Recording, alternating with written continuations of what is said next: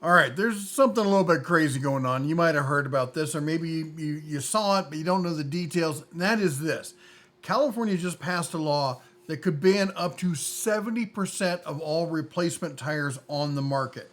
And I'm like, I know a lot of you are like, well, I don't live in California. That doesn't really affect me. Problem is, it just might. In fact, it probably will.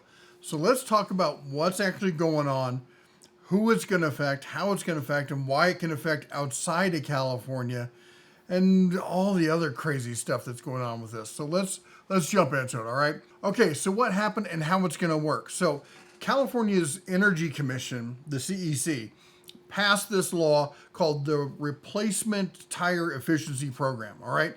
Now, what they're not going to do is pull you over on the road to check your tires. Okay.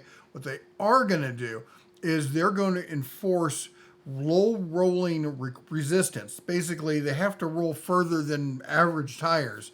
They're going to implement that on manufacturers. Basically, if you want to sell your tires in California, your tire has to meet this low rolling resistance threshold that California has set. Now, when is this going to happen? Well, phase one is January of 2029. So, not right now, but coming soon enough. The first strict cap on rolling resistance will hit. All right. And that's going to be for newly manufactured tires. All right. Then phase two in 2033, the standards drop to an even stricter level. So they're phasing in how hard the tires are going to be. Okay.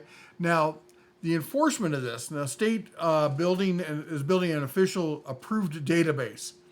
Sounds familiar if you lived in California. I've lived in California.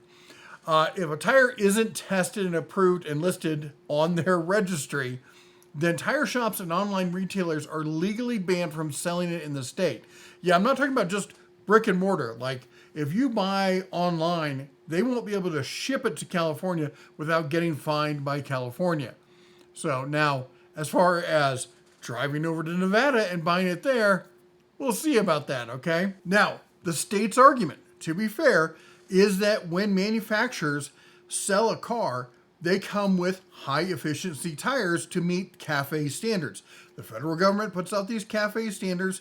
California even puts some that are even higher. And to play ball, to meet these levels, manufacturers sell tires that meet these certain kind of levels. But when people replace those tires, they don't have to meet those levels anymore. And quite often, they will go for less expensive or more comfortable tires, okay?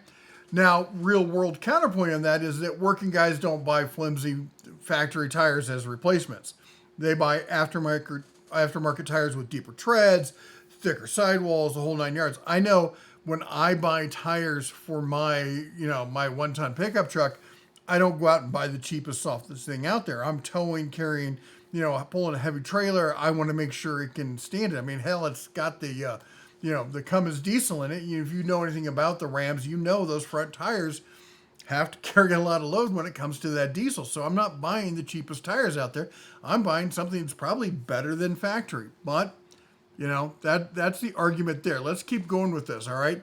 So, massive loss of consumer choice. Now, this is coming directly from the tire industry, all right? Goodyear themselves warned that that this rule would eliminate roughly 70% of the current replacement tires options on shelves today. 70% gone in 2 years. Now, who's going to hit the hardest on this? Well, first of all, the people who can't afford it. People buying budget tires. And I've been there. Brother, I've been so broke, I've been buying used tires, okay? So I know what broke means. So those people are the ones going to be hit the hardest, the people who can't afford it.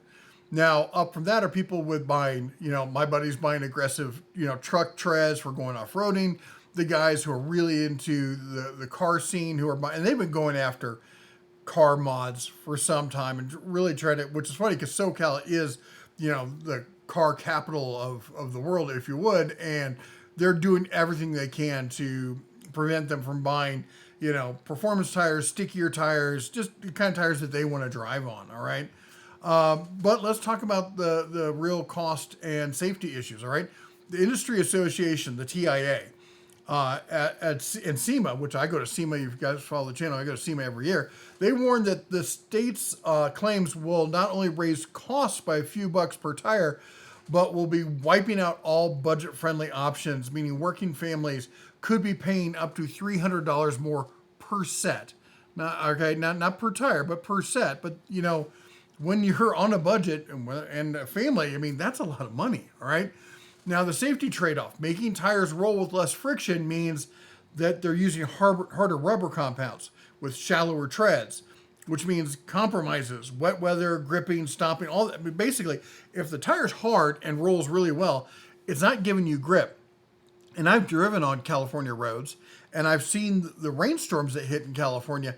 And the last thing I want is driving with like super hard tires that won't grip in those, because the ground won't suck up any of the water. It just sheets across the road.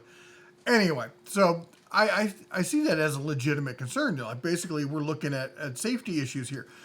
California represents the largest auto market in the U.S. also. So this is where it comes into the California effect. What happens in California has a tendency to push out of California. Look at their ban on 3D printers. They said that, hey, we're going to ban 3D printers unless they can check to make sure those things that California hates aren't printable. And everyone's like, well, only a few states will do that. Right now, we're looking at dozens of states. They're like, hey, that's a great idea. We should do that.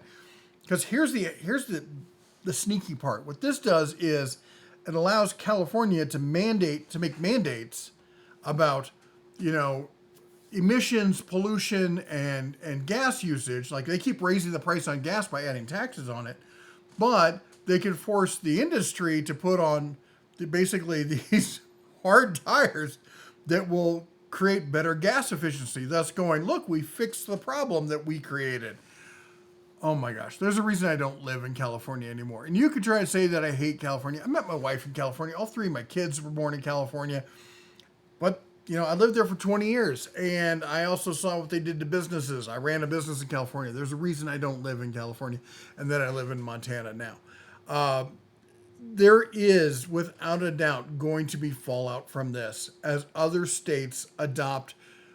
They're going to see California pushing this through and being like, hey, we can justify our tax increases by making manufacturers increase tires. So not only are you going to get taxed more, you're going to have to pay more for the tires to justify the tax that required the tires. Does that make sense? Anyway, not trying to get overly political on this, but I'm a tool channel. And part of that is tool and what we call tool adjacent topics. All right? Tools are used on cars. Cars run on tires. This is an appropriate topic for this channel. Not trying to pick sides. I'm just putting the information out there. I didn't have to choose. Math did it for me. Anyway. Wow. And there's more California stuff coming up.